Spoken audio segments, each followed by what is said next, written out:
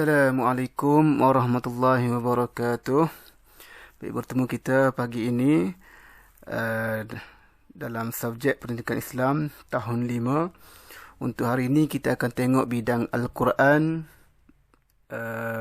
bacaan, iaitu tajuk yang pertama Surah Al-Qadar. Surah Al-Qadar. Baik, fokus kita hari ini adalah untuk bacaan sahaja. Okey, bacaan. Baik, awak boleh buka buku teks Pendidikan Islam, muka surat 2. Kita akan tengok dalam muka surat 2 dan juga muka surat 3. Baik, sebelum kita membaca, terlebih dahulu kita berkenalan dahulu dengan surah Al-Qadar ini. Baik, surah Al-Qadar ini merupakan surah yang ke-97 dalam Al-Quran. Okay, surah yang ke-97 daripada 114 surah dalam Al-Quran. Yang pertama. Yang kedua, surah Al-Qadar ini diturunkan di Mekah. Okay, ianya diturunkan di Mekah. Maknanya, surah yang diturunkan di Mekah ialah surah yang berlaku sebelum hijrah Nabi SAW ke Madinah.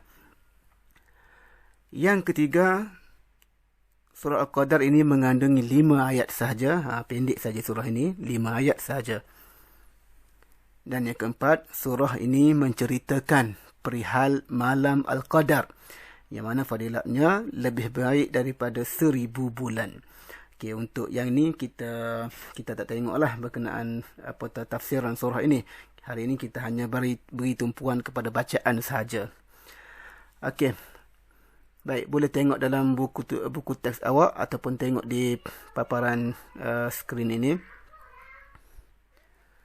Baik, kita sama-sama baca potongan ayat yang pertama. Kita baca ikut potongan ayat. Baik, dengar saya baca, kemudian awak ikut. أعوذ بالله من الشيطان الرجيم إنا أنزلناه. Okey, sama-sama lagi sekali. Inna anzalnahu. Okey, itu yang pertama. Baik, inna, nun bertasydid, nun bersabdu, kita kena dengung sekadar 2 harakat. Na itu panjang. Dia adalah hukum mak jaiz munfasil, yang mana kita boleh baca 2 ataupun 4 ataupun 5 harakat. Okey, boleh pilih nak baca 2, inna ataupun inna ataupun 5. Inna. Boleh. Okey. Anzalna adalah hukum nun mati bertemu dengan zai. Apa hukum dia? Hukum dia ikhfa hakiki. Kan? Ikhfa hakiki maknanya kita kena baca dengung sekadar 2 harakat. Ikhfa maksud dia menyembunyikan. Menyembunyikan huruf apa? Menyembunyikan huruf nun ke dalam huruf zai berserta dengan dengung 2 harakat. Anzalnahu. Okey, itu yang pertama. Ayat yang kedua. Fi lailatul qadr. Fi lailatul qadr. Okey, sama-sama baca. Fi lailatul qadr. Okey. Yang hujung sekali kita tengok yang berwarna biru, al-huruf dal. Okey, huruf dal itu adalah huruf qalqalah. Qalqalah sughra. Kenapa sughra? Sebab dia bukan di hujung kalimah tetapi dia di tengah. Okey. Maknanya dia nipis sedikit. Dia punya detakan dia tu nipis sedikit. Bukannya al-qadr. Qad tak boleh lah. Dia nipis sedikit. Al-qadr. Okey. Ra mesti dibunyikan di hujung. Tak boleh kita berhenti fi lailatul qadr. Tak boleh. Okey. Ra tak ada. Tak betul. Okey, kena ada bunyi ra. Fi lailatul qadr. Ada ra.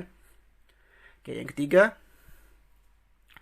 Wama adraka. Wama adraka. Wama sama juga yang tadi. Mak jaiz munfasil. Okay, boleh baca 2, 4 ataupun 5 harakat. Okay, ayat yang keempat.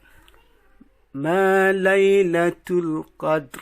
Sama. Kita ada apa? Sama yang atas tadi. Seterusnya. Tanazzalul malaikatu. Tanazzalul malaikatu. Okey. Al-malaikatu. Berapa harakat kita kena baca? Okey, apa dia tu? Mat apa? Mat wajib. Mat wajib muttasil. Mat wajib muttasil dalam satu kalimah. Okey. Huruf mat bertemu dengan hamzah dalam satu kalimah. Jadi mat wajib ni kita boleh baca 4 ataupun 5 harakat saja. Seterusnya warruhu fiha. Warruhu fiha. Warruhu fiha. Okey, yang ni tak ada apa. Seterusnya salamun hiya. Salamun hiya. Yang tu tanwin bertemu dengan apa hukum dia? Izhar. Izhar kena baca nyata lah. Salamun hiya. Nyata. Okey. Yang akhir sekali. Hatta matla'il fajr. Hatta matla'il fajr. Okey. Kedua-dua yang biru itu adalah huruf qalqalah sughra. Okey. Dan lantunan dia ringan sedikit lah. Okey, ringan sedikit. Baik, jadi itulah 1, 2, 3, 4, 5, 6, 7, 8 potongan ayat dalam surah Al-Qadr ini. Jadi kamu berlatih membaca sehingga betul, dan sebagai tugasan boleh rekod, boleh rakam bacaan kamu dan boleh hantar kepada saya. Baik, sekian. Assalamualaikum warahmatullahi wabarakatuh.